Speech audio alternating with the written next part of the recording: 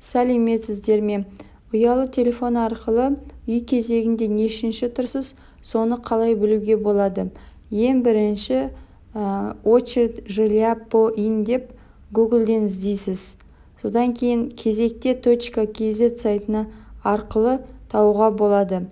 Проверить номер в очереди по ин кезекте .kz дегенді тауып аласыз, соны басасыз. Сол кезде сізге осылай шығады. Қатесіз иіңізді тересіз.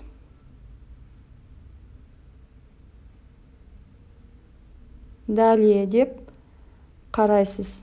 Результат, яғни 6123 болып тұр.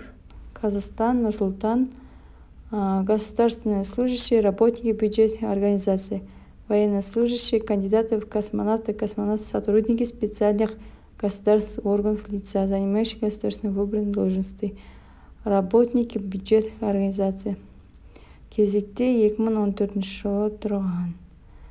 Даже посмотреть себя в полном списке очередников, посмотреть дегенді басып, сіздің алдыңызда тұрғандарды көруіңізге болады. Содан кейін, мысалы, сіз Нұрсұлтан қаласында болсаңыз, жилфонд арқылы, яғни сайт арқылы көруіңізге болады. Поиск очереди на жилье, жилищный фонд акимата Нұрсұлтан дегенді табасыз. Мінекей бірінші болып шықты.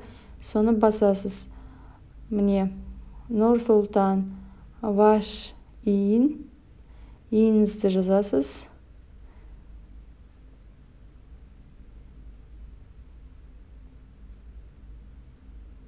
Содан кейін поиск дегенді басу арқылы сізді тауып береді. Мінекей 6123 тұрм. Дата и время запроса. Дата постановки 19.06.2014 жылы. Лайк басып, тіркелуді ұмытпаңыздар.